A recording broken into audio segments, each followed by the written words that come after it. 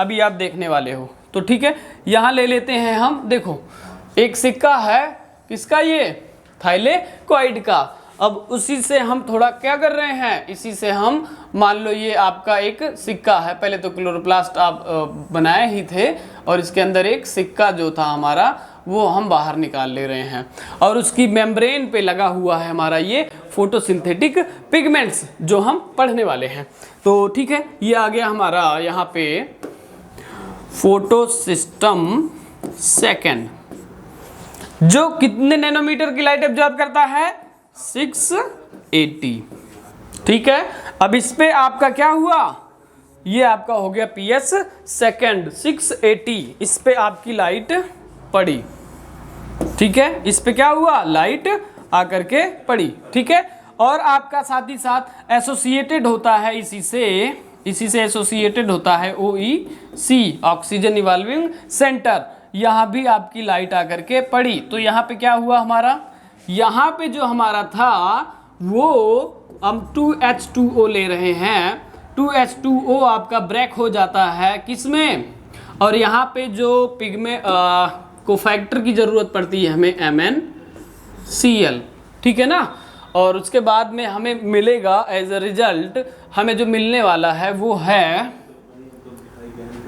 हमें यहाँ पे मिलेगा 4H प्लस 4 इलेक्ट्रॉन और प्लस 1 मोल ऑफ ऑक्सीजन। इसको हम बोलते हैं फोटोलिसिस ऑफ वाटर। लाइट की प्रेजेंस में यहाँ भी लाइट यहाँ भी पड़ेगी, बिना लाइट के ये नहीं होने वाली है प्रोसेस। तो यहाँ पे वाटर होगा, वाटर ऑक्सीजन इवॉल्विंग सेंटर में रिलीज होगा, और यहाँ पे कोफैक्टर की जरूरत पड़ेगी मैग्नीज और क्लोराइड की, और यहाँ रिलीज होगा 4 प्रोटॉन 4 इलेक्ट्रॉन और एक मॉलिक्यूल ऑफ ऑक्सीजन, और यही हमारा सोर्स है किसका, ऑक्सीजन का, मॉलिक्यूलर ऑक्सीजन का। अब ये इलेक्ट्रॉन, पहले ही आपने कहा कि जिसे भी एनर्जी मिल जाती है, चाहे पैसे के रूप में चाहे इलेक्ट्रॉन के रूप में, तो वो क्या हो जाएगा, एक्साइटेड हो जाएगा। पैसा सबको एक्साइटेड करता है, तो ये एक्साइटेड हो गया इसका इलेक्ट्रॉन, और एक्साइटेड हो गया तो इसको कौन एक्सेप्ट किया, एक बड़ा ही प्यारा नाम है फियोफाइटिन। ये सारे जितने भी हैं सब यही मेम्ब्रेन में लगे हुए होते हैं, तो इसको कौन एक्सेप्ट करेगा, फियोफाइटिन एक्सेप्ट करेगा। अब फियोफाइटिन देखो ये कैसे पंडित जी की तरह होते हैं, सारे हजम नहीं कर पाते, तो कहते हैं ना कि सब हजम कौन करता है, दान, पंडित जी हजम करते हैं, तो अभी हजम करने वाले हैं ये। तो ये फियोफाइटिन किसको देने वाला है, ये देने वाला है किसको, क्यूनॉल ए को। क्यूनॉल ए भी नहीं रख पाएगा, ये किसको देगा, क्यूनॉल बी को। क्यूनॉल बी भी इलेक्ट्रॉन नहीं रख सकता, ये फर्दर किसको देगा, ये फर्दर ट्रांसफर कर देगा आपका एक होता है साइटोक्रोम B6F कॉम्प्लेक्स।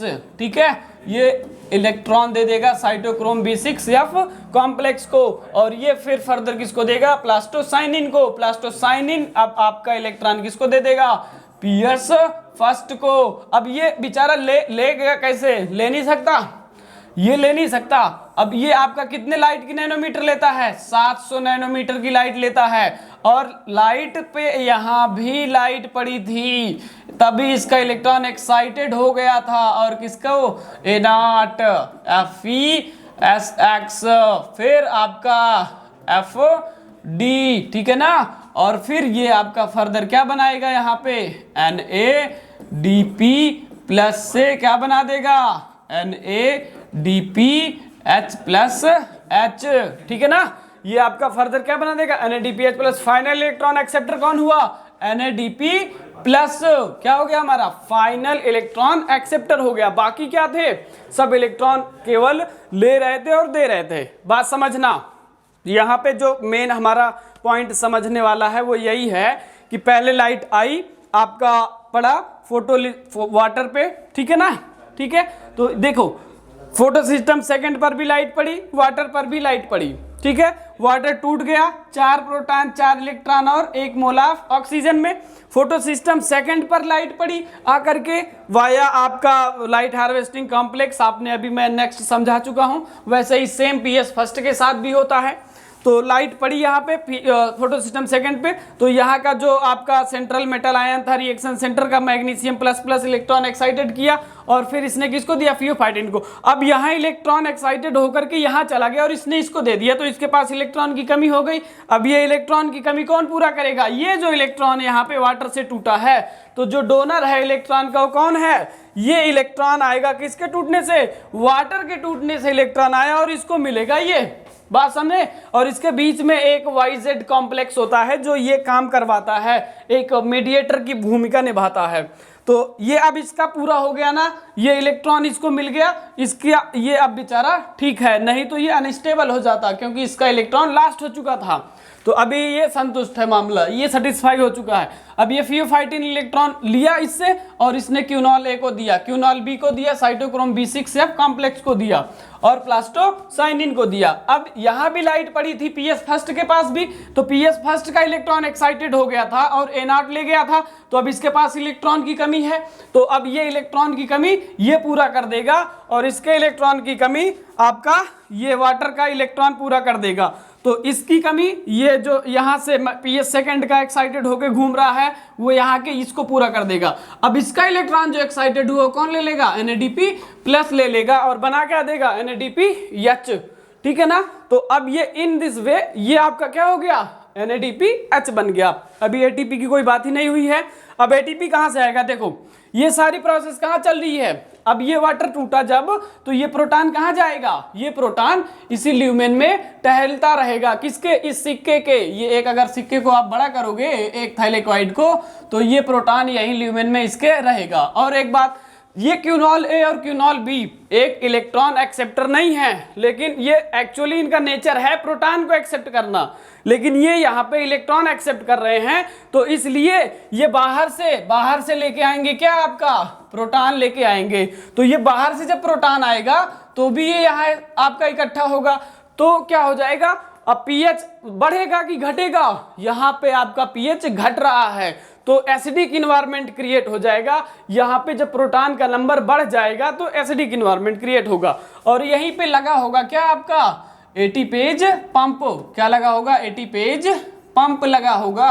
और ये एटीपेज पंप जो है, अब ये प्रोटॉन यहाँ से भाग करके बाहर निकलेंगे, कहाँ पे आएंगे, ये सिक्कों से अब बाहर निकल के कहाँ आएगा, स्ट्रोमा में आएगा, ठीक है ना।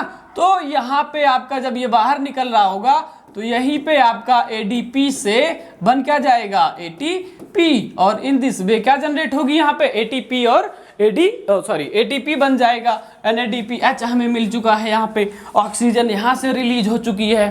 तो अब ये स्कीम कैसी दिख रही है हमें, जेड की तरह दिख रही है ना, इसलिए हम इसको क्या नाम देते हैं, जेड स्कीम नाम देते हैं। इलेक्ट्रॉन जहां से एक्साइटेड हुआ वहां लौट के आया, नहीं आया, इसलिए हम क्या नाम देते हैं, नॉन साइक्लिक फोटोफॉस्फोरिलेशन। ये आपका ETS भी है, किसका, फोटोसिंथेसिस का। तो ये बात आपको समझ आ गई होगी, हमें क्या मिल चुका है, सांस लेने के लिए ऑक्सीजन मिल चुकी है और NADPH मिल चुका है और हमें क्या मिल चुकी है, ATP मिल चुकी है। अब इसका ATP और NADPH का यूज कहाँ करेंगे, हम डार्क रिएक्शन में करने जा रहे हैं, ठीक है।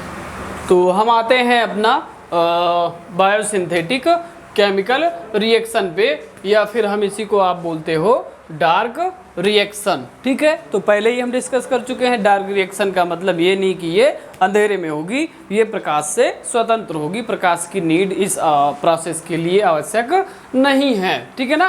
तो इसकी आवश्यकता, प्रकाश की उपस्थिति की आवश्यकता नहीं होती है, ठीक है ना।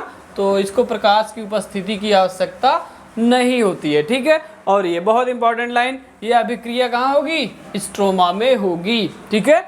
ये आपका हरित लवक के स्ट्रोमा में होगी, ठीक है ना। क्यों, क्योंकि वहीं पे इसके लिए आवश्यक एंजाइम उपस्थित होंगे, ठीक है ना। इस अभिक्रिया में वातावरण से ली गई कार्बन डाइऑक्साइड का अपचयन करके उसे शर्करा में परिवर्तित कर देते हैं, ठीक है ना। अब आते हैं, हम देखते हैं कि कैसे परिवर्तित करते हैं, ठीक है ना। तो हमारा आ जाता है नेक्स्ट, तो थोड़ा सा देख लेते हैं।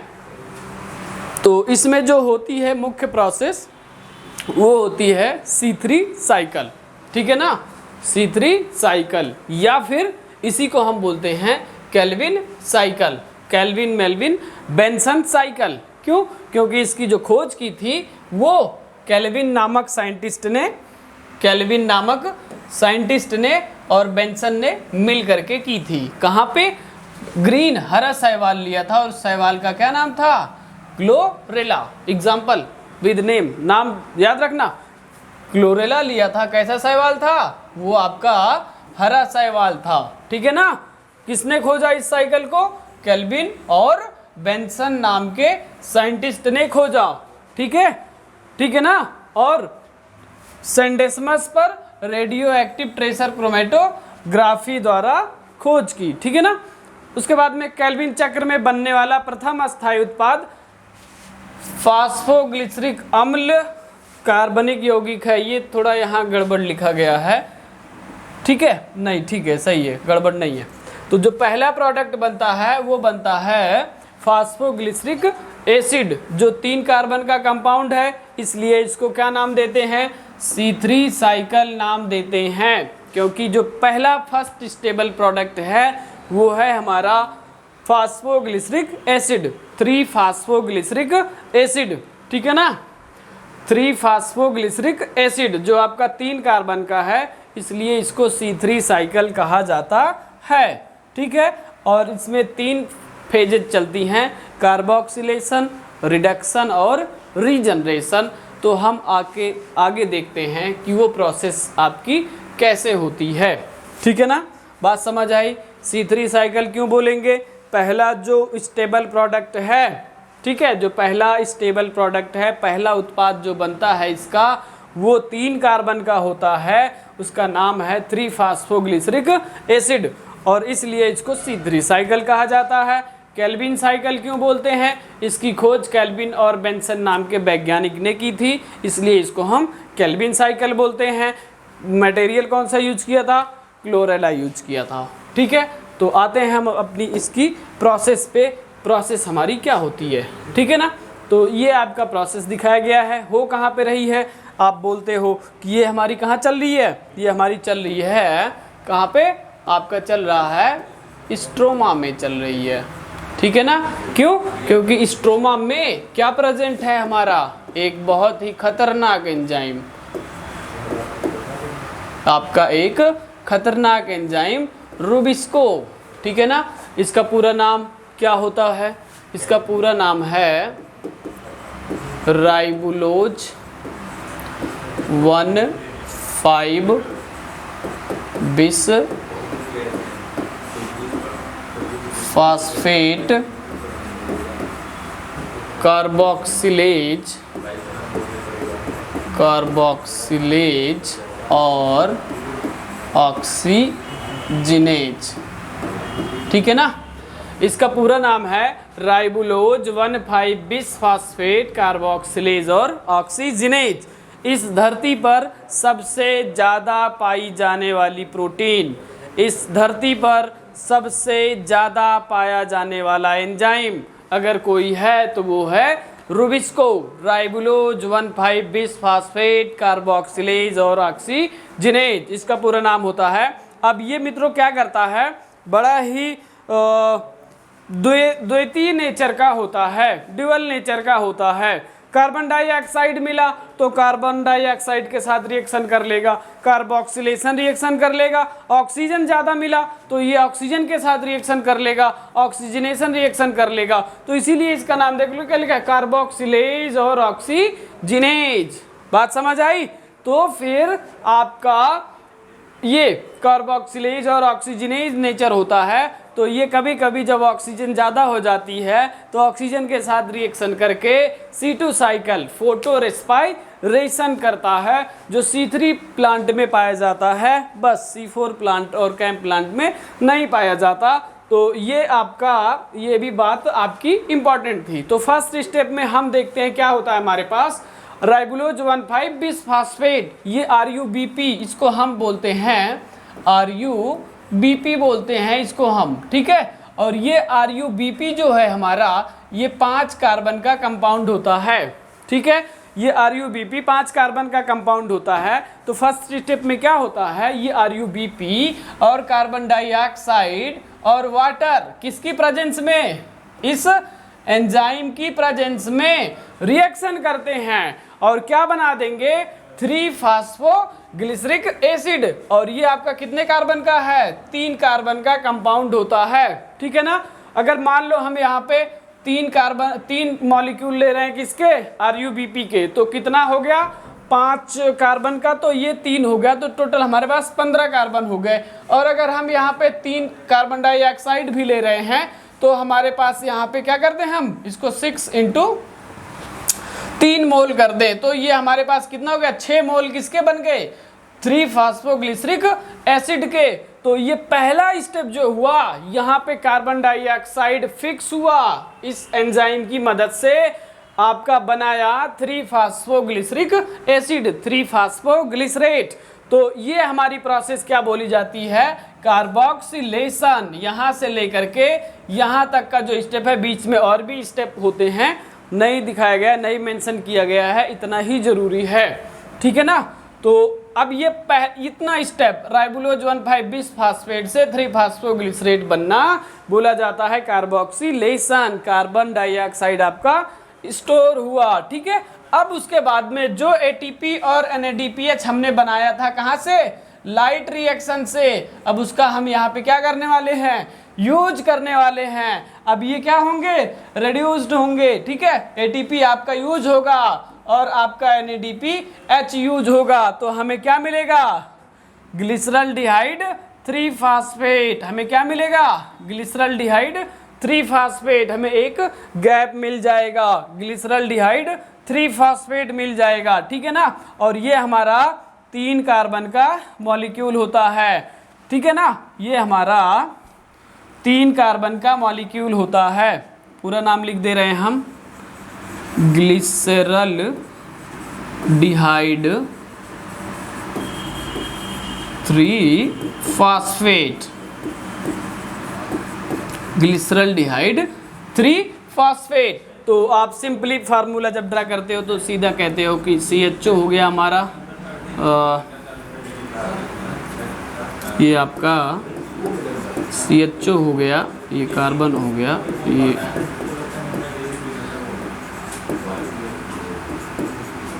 ये आपका ये बन जाता है, ठीक है। तो ग्लिसरल्डिहाइड 3-फॉस्फेट, ठीक है ना। ओह सॉरी,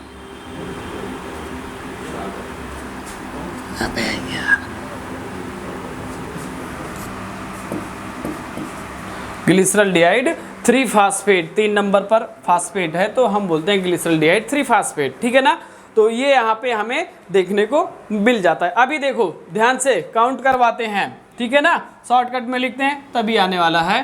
तो ये हमारा जो गैप बना है, ट्रायोज फॉस्फेट गैप, और साथ ही साथ हमारा क्या बनता है यहाँ पे, DHAP, डाईहाइड्रोक्सी एसीटोन फॉस्फेट। ये आपका एल्डिहाइड शुगर है और ये आपकी कीटोज शुगर है। तो ये दोनों आपका इंटर कन्वर्टेबल फॉर्म होते हैं, बदलते रहते हैं, ठीक है। तो अभी यहाँ पे 6 मॉलिक्यूल थे 3 कार्बन के, यहाँ भी कितने होंगे, दोनों मिलाकर के 6 होंगे, 6 मॉलिक्यूल होंगे। कितने कार्बन के, 3 कार्बन के। ये भी कितना कार्बन का, 3 कार्बन का, ठीक है ना। तो यहाँ कितना कार्बन था, 5 कार्बन का RuBP था, तो टोटल 5 तिहाई 15 कार्बन थे। लेकिन यहाँ पे देख रहे हैं क्षेत्रिक 18 कार्बन हो गए, तो एक हम क्या कर लेंगे, रख लेंगे। बाकी अभी हमें 15 कार्बन क्या करने हैं, 15 कार्बन हमें क्या करना है, वापस रीजनरेट करना है। बनाना क्या है, राइबोलोज 1,5-बिसफॉस्फेट बनाना है। 3 मोल बनाने हैं हमें राइबोलोज 1,5-बिसफॉस्फेट के, तभी हमारा प्रोसेस जो है बैलेंस होगी। नहीं तो हम अपनी ही सेल का अगर राइबोलोज 1,5-बिसफॉस्फेट खर्च कर देंगे तो हमें गेन नहीं होगा कार्बन्स का।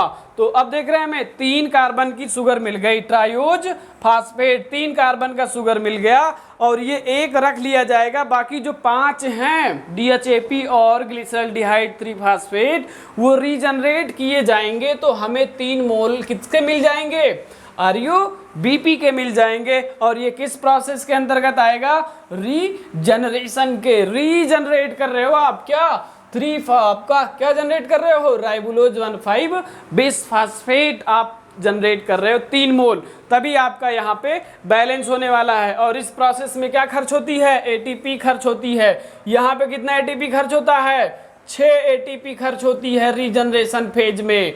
और यहाँ पे हमारे पास एक ग्लूकोज को बनाने के लिए 6 एटीपी रीजनरेशन में खर्च होगी। देखिए बात समझिएगा, C6H12O6 बनाने के लिए, ये बनाने के लिए हमें खर्च करना होगा कितना, 12 एटीपी यहाँ खर्च होगा और 12 NADPH यहाँ खर्च होगा।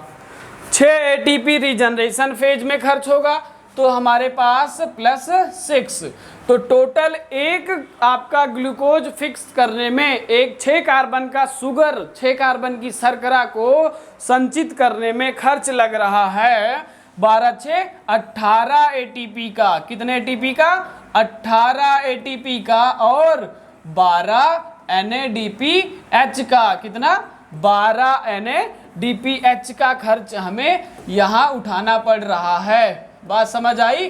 तो एक ग्लूकोज को याद रखना, क्वेश्चन बनता है, एक ग्लूकोज को बनाने के लिए 18 एटीपी और 12 NADPH का खर्च आता है, जो हमारा कहाँ से आएगा, फोटोफॉस्फोराइलेशन से आएगा, आपका प्रकाशिक अभिक्रिया से आएगा। ठीक है, ये बात हो गई किसकी, C3 साइकिल की।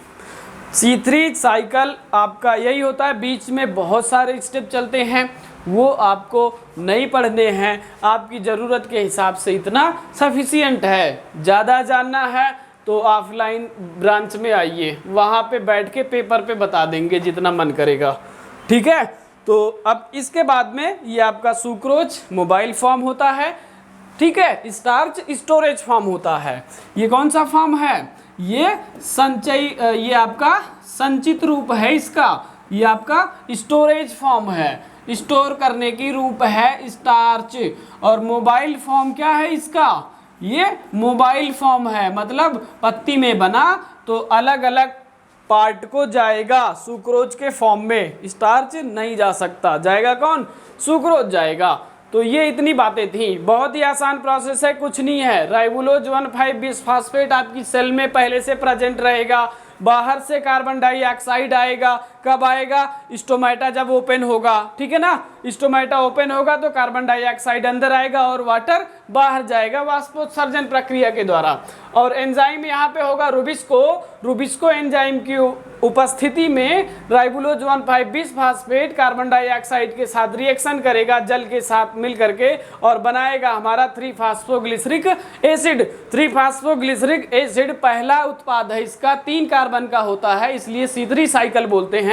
और फिर ये आपका बनाएगा, रिडक्शन होगा किसका, एटीपी का और NADPH का, और फिर ये बनाएगा ग्लिसरॉल्डिहाइड 3-फॉस्फेट। ठीक है ना, और इसके 6 मोल हमें मिलेंगे, एक रख लिया जाएगा, 5 वापस रीजनरेट किए जाएंगे, क्या बनाने के लिए, 3 मोल ऑफ राइबोलोज 1,5 बिसफास्फेट। इस प्रोसेस में रिडक्शन फेज में 12 एटीपी खर्च होता है और 12 NADPH खर्च होता है एक ग्लूकोज बनाने में, और 6 एटीपी कहाँ खर्च होता है, रीजनरेशन फेज में। तो टोटल एटीपी का खर्चा 18 एटीपी और टोटल NADPH का खर्चा 12 NADPH लगते हैं। ठीक है ना, ये बात हो गई इसकी C3 साइकिल की।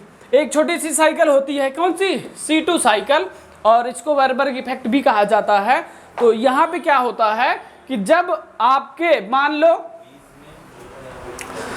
कार्बन डाइऑक्साइड का अमाउंट कम है, ठीक है ना, कार्बन डाइऑक्साइड धूप है और प्लांट नहीं चाहता कि वो अपना स्टोमेटा ओपन करे और जिससे कार्बन डाइऑक्साइड अंदर आए, C3 प्लांट है, तो अब यहाँ पे ऑक्सीजन कार्बन डाइऑक्साइड की कमी हो जाएगी, ऑक्सीजन का कंसंट्रेशन बढ़ जाएगा। तो आप पहले ही कहा कि रुबिस्को के पास ड्यूअल नेचर है, ये आपका ऑक्सीजन के साथ रिएक्शन कर लेगा। तो जब ऑक्सीजन के साथ रिएक्शन कर लेगा तो कार्बन तो है नहीं, तो ये हमारा 5 कार्बन का जो राइबोलोज 1,5 बिसफास्फेट है, ये 3 कार्बन के एक टूट जाएगा 3-फॉस्फोग्लिसरेट में और 2 कार्बन के आपके कंपाउंड में टूट जाएगा। तो वहाँ पे प्रोसेस में नुकसान उठाना पड़ेगा हमें, तो उस प्रोसेस को हम बोलते हैं फोटो रेस्पायरेशन। वहाँ नहीं जाना हमें, अभी हमें और C4 साइकिल भी देखनी है। तो ये बात समझ आ गई होगी आपको कि आपका ये ग्लूकोज कैसे बनता है। अब ये जो ट्राइओस फास्फेट बना है तो फिर एक साइकिल चलेगी, फिर एक गैप आएगा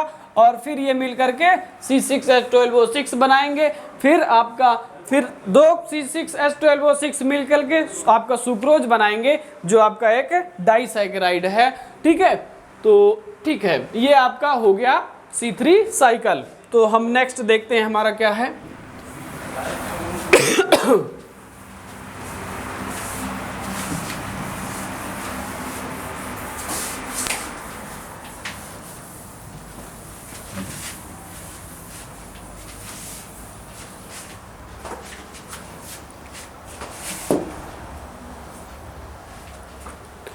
नेक्स्ट है हमारा हैच एंड स्लैग चक्र C4 साइकिल। ठीक है, अब ये C4 साइकिल कुछ स्पेशल पादपों में पाया जाता है जिन्हें हम C4 प्लांट कहते हैं। अब C4 नाम लिखा गया है तो आप C4 से ही समझ रहे होंगे कि पहला जो स्टेबल प्रोडक्ट है वो कितने कार्बन का होगा, 4 कार्बन का होगा। नेक्स्ट स्लाइड में फिगर दिया गया है, हम आते हैं उस पर, लेकिन उसके पहले थोड़ा सा जान लेते हैं C4 चक्र। ठीक है ना, तो ये आपका इसको हैच एंड स्लैग साइकिल भी हम बोलते हैं। ठीक है ना, तो यह प्रायः एक बीजपत्री पौधों जैसे आर्टिप्लेक्स, गन्ना, मक्का, साइप्रस आदि में पाया जाता है। ठीक है, जैसे कुछ द्विबीजपत्री पौधों जैसे एमरैंथस में पाया जाता है। हैच एंड स्लैग चक्र दर्शाने वाले पौधों में C2 स्तरीकरण का प्रथम उत्पाद 4 कार्बन का होता है जो होता है आपका ऑक्सैलोएसिटिक अम्ल। ठीक है ना, और इस चक्र को हम C4 चक्र कहते हैं। इन पौधों में क्रैंज प्रकार की एनाटॉमी पाई जाती है, ये थोड़ा सा इंपॉर्टेंट है। देखो यहाँ पे जो इसका वैस्कुलर बंडल होता है, ठीक है ना, इस वैस्कुलर बंडल को घेरे रहती है बाहर से ढेर सारी ढेर सारे इसको घेरे रहते हैं बाहर से बंडल शीथ सेल। ठीक है ना, इसको बाहर से ढेर सारी बंडल शीथ सेल्स घेरे रहती हैं और इसके ऊपर पाई जाती है इसके ऊपर पाया जाता है मीजोफिल सेल। तो ये आपका दिखते हैं किसकी तरह, क्रैंज की तरह। क्रैंज एनाटॉमी श्रद्धांजलि माला की तरह दिखता है तो इसको हम बोलते हैं क्रैंज एनाटॉमी। ये विशेष प्रकार की एनाटॉमी है जहाँ पे वैस्कुलर बंडल को चारों तरफ से कौन घेरे रहता है, यहाँ पे हमें इसको चारों तरफ से घेरे रहती है। ये पिंक जो हमने दिखाया है वायलेट कलर से, ये बंडल शीथ क्लोरोप्लास्ट हैं। ठीक है ना, ये बंडल शीथ क्लोरोप्लास्ट हैं, बंडल शीथ क्लोरोप्लास्ट। और यहाँ पे जो बाहर रहता है सबसे वो होता है मीजोफिल क्लोरोप्लास्ट। और ये हमें देखने को मिलता है किस तरह से, एक क्रैंज एनाटॉमी की तरह दिखता है रिद। ठीक है ना, तो आते हैं इसकी स्लाइड पे और इसको डिस्कस करते हैं जल्दी से। ये होता है, देखिए यहाँ पे क्या होता है, मीजोफिल सेल होती है और बंडल शीथ सेल होती है। दो टाइप का आपका सेल होता है जहाँ पे क्लोरोप्लास्ट प्रेजेंट होता है। तो आपका एटमॉस्फेयर से क्या आया, एटमॉस्फेयर से आपका आया कार्बन डाइऑक्साइड। ठीक है, ये आपका बाहर से आया एटमॉस्फेयर से कार्बन डाइऑक्साइड। ठीक है, कहाँ पे, मीजोफिल सेल में। मीजोफिल सेल में कार्बन डाइऑक्साइड आया तो इसके स्वागत में कौन आया, बाइकार्बोनेट आयन। ठीक है ना, बाइकार्बोनेट आयन। ठीक है, और ये मिल करके आपका क्या बना दिया, बाइकार्बोनेट आयन बना दिया कार्बन डाइऑक्साइड। और फिर यहीं पे 3 कार्बन का होता है हमारा फास्फोइनाल पाइरुवेट पैपो। ठीक है, और ये बाइकार्बोनेट आयन ये जो बना था कार्बन डाइऑक्साइड और जल के रिएक्शन से बना था बाइकार्बोनेट आयन। अब ये फास्फोइनाल पाइरुवेट जो है ये आपका बनाएगा क्या, C4 ऑक्सैलोएसिटिक एसिड। देखिएगा यहाँ पे 2 बार कार्बोक्सिलेशन होता है, एक बार यहाँ पेप और बाइकार्बोनेट आयन के रिएक्शन से बनता है ऑक्सैलोएसिटिक एसिड C4। ठीक है, और ये ऑक्सैलोएसिटिक एसिड बदला जाएगा किसमें, आपका ये आपका ट्रांसपोर्ट कर दिया गया किसमें, C4 एसिड में। ठीक है, ये 4 कार्बन का एसिड जो है हमारा ऑक्सैलोएसिटिक एसिड, ये ट्रांसपोर्ट कर दिया गया किसके द्वारा, प्लाज्मोडेस्माटल कनेक्शंस होता है मीजोफिल सेल और बंडल शीथ सेल के बीच में। तो ये आपका इधर वापस भेज दिया गया, कहाँ पे, डी का C4 एसिड जो था ये आपका भेज दिया गया यहाँ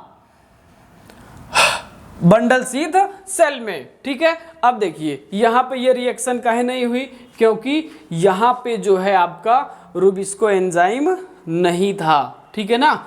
यहाँ पे आपका बंडल शीथ सेल में रुबिस्को एंजाइम है, मेसोफिल सेल में नहीं है। तो अब ये यहाँ पर आया, ठीक है।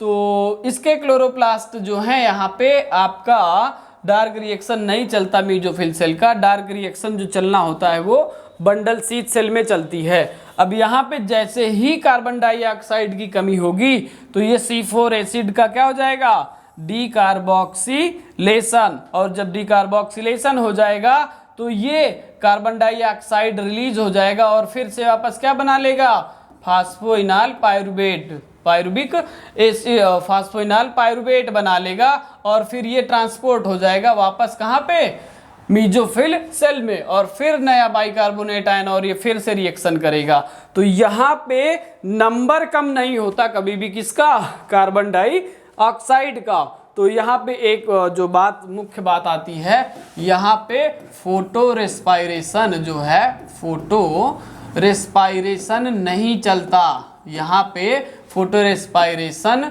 अब्सेंट होती है, बस समझे। यहाँ पे फोटोसिंथेटिक यील्ड ज़्यादा होती है, ठीक है ना। यहाँ पे ये फोटोसिंथेटिक यील्ड ज़्यादा होती है, फोटोसिंथेटिक इफिशियंसी यहाँ पे हमारे पास इफिशियंसी इसकी ज़्यादा होती है in comparison to C3 plant, ठीक है। क्योंकि यहाँ पे वेस्ट प्रोसेस फोटो रेस्पायरेशन नहीं पाया जाता, यहाँ पे कार्बन डाइऑक्साइड कभी भी कम नहीं होती, ठीक है ना। क्योंकि यहाँ पे स्टोर करके रखी जाती है कार्बन डाइऑक्साइड किसके फॉर्म में, 4C4 एसिड के फॉर्म में। ये ऑक्सैलोएसिटिक एसिड कन्वर्ट होता है मैलिक एसिड में और मैलिक एसिड ही ट्रांसपोर्ट फॉर्म होती है इसकी, ठीक है। तो वो उतना ज़्यादा डिटेल में हो जाएगा, उतना हमें जाना नहीं है, ठीक है ना। तो ये आपका C4 साइकिल, देखो C4 क्यों बोला, पहला प्रोडक्ट कितना स्टेबल प्रोडक्ट 4 कार्बन का होता है, इसलिए हम इसको C4 साइकिल बोलते हैं, स्पेशल प्लांट में पाया जाता है, ठीक है ना। और ये आपका फोटो रेस्पायरेशन अब्सेंट होता है, फोटोसिंथेटिक इफिशियंसी इसकी ज़्यादा होती है। सबसे ज़्यादा जो फोटोसिंथेटिक इफिशियंसी होती है मेज की, वो 10% पार को एब्जॉर्ब कर लेता है, ठीक है। वो आपका 10% पार को एब्जॉर्ब कर लेता है, ठीक है ना। तो ये आपका आ जाता है C4 साइकिल आपका लगभग खत्म हुआ। जो इसके मेन पॉइंट्स थे वो यही थे कि पहला आपका क्या बनाता है, 4 कार्बन का बनाएगा, ठीक है। ये आएगा यहाँ पे एक बार, तो यहाँ कार्बोक्सिलेशन हुआ, कार्बन का फिक्सेशन हुआ एक बार। अब ये जो C3 साइकिल चलेगी, यहाँ एक बार कार्बन का फिक्सेशन होगा, वही same process. C3 cycle universal है, सब में चलेगी। और ये इतना जो स्टेप एक्स्ट्रा चला, ये आपका कार्बन डाइऑक्साइड कंजर्व करने के लिए चला है, ठीक है ना। ये कार्बन डाइऑक्साइड आपका कंजर्व करने के लिए चला है, ठीक है। उसके बाद में आते हैं, हम देखते हैं कैम्प साइकिल, छोटा सा है वो देख लेते हैं और इसका काम आज समाप्त करते हैं। यहाँ कोई दिक्कत नहीं होनी चाहिए आपको, बहुत ही आसान है। यहाँ पे आपका क्लोरोप्लास्ट डाइमॉर्फिज्म पाया जा रहा है जो इस प्रोसेस के लिए रिस्पॉन्सिबल है, ठीक है ना। तो आगे चलते हैं, हम नेक्स्ट देखते हैं अपना।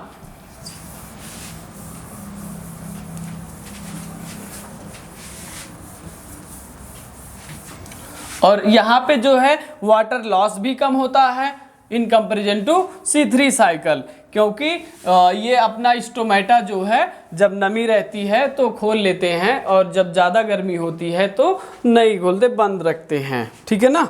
तो हम आते हैं अपना नेक्स्ट देखते हैं कैम्प साइकिल, क्रैसुलेशियन एसिड मेटाबॉलिज्म, ठीक है। ये स्पेशल एडाप्टेशन है उन पौधों के लिए जो पानी की कमी में ग्रो करते हैं। ऐसा इन्वायरमेंट जहाँ पे वाटर कम होता है, तो वाटर कम है तो ट्रांसपायरेशन का रेट वहाँ पे जो है, गर्मी ज़्यादा है तो ट्रांसपिरेशन ज़्यादा हो सकती है। इसलिए ये प्लांट दिन में स्टोमेटा खोलना नहीं चाहते, केवल रात को ओपन करते हैं जब नमी वातावरण में ज़्यादा होती है। तो इन्हें वाटर कंजर्वेशन की एक मैकेनिज्म है, क्योंकि जब तक स्टोमेटा ओपन नहीं होगा कार्बन डाइऑक्साइड अंदर नहीं आने वाला है।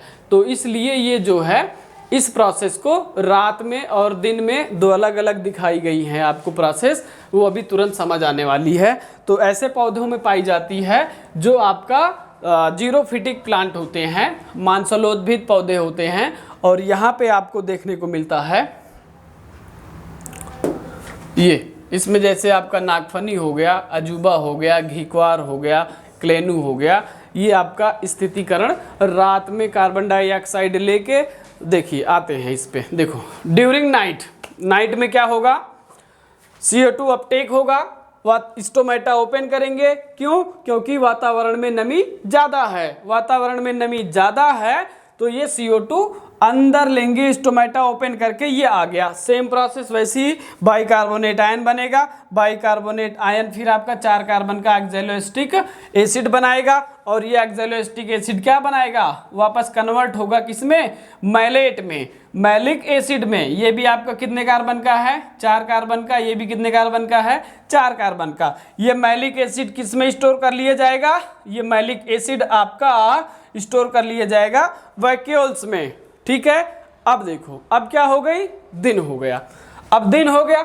अब ये प्रोसेस मैलिक एसिड बनाने की, स्टोर करने का काम किया, क्यों? क्योंकि ATP और NADPH2 नहीं है यहाँ पे, ATP NADPH नहीं है। वो कब बनेगा, लाइट रिएक्शन में बनेगा। तो अब लाइट रिएक्शन तो दिन में ही चलेगी। अब दिन हुआ, स्टोमेटा बंद रहेगा, ठीक है, वाटर लॉस नहीं होगा, कार्बन डाइऑक्साइड का अपटेक नहीं होगा।